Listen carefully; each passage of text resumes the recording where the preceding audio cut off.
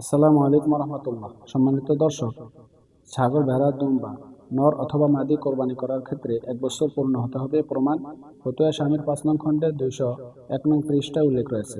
তবে যে সকল ভেড়া দুম্বার বাচ্চার বয়স 6 মাস দেখতে খুবই মোটা তাজা এবং 1 বছরের ভেড়া দুম্বার মতন দেখতে মনে হয়, ওই সকল ভেড়া দুম্বার বাচ্চা দিয়ে কোরবানি দেওয়া জায়েজ আছে।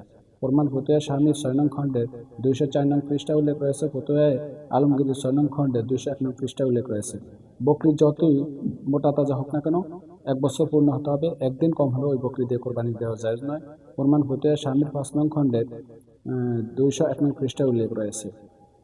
গাভী, বলদ, মহিষ নর অথবা মাদি 2 বছর পূর্ণ হতে হবে, একদিন কম হলেও ওই গাভী, বলদ, মহিষ দিয়ে কোরবানি দেওয়া জায়েজ নয়। প্রমাণ ফতুয়া মাহমুদিয়ার 5 নং খণ্ডের 205 নং পৃষ্ঠায় উল্লেখ রয়েছে। উটের ক্ষেত্রে 5 বছর পূর্ণ হতে হবে, একদিন কম হলেও ওই উট দিয়ে কোরবানি দেওয়া জায়েজ নয়। প্রমাণ ফতুয়ায় স্বামীর 5 নং খণ্ডের 205 নং পৃষ্ঠায় উল্লেখ রয়েছে।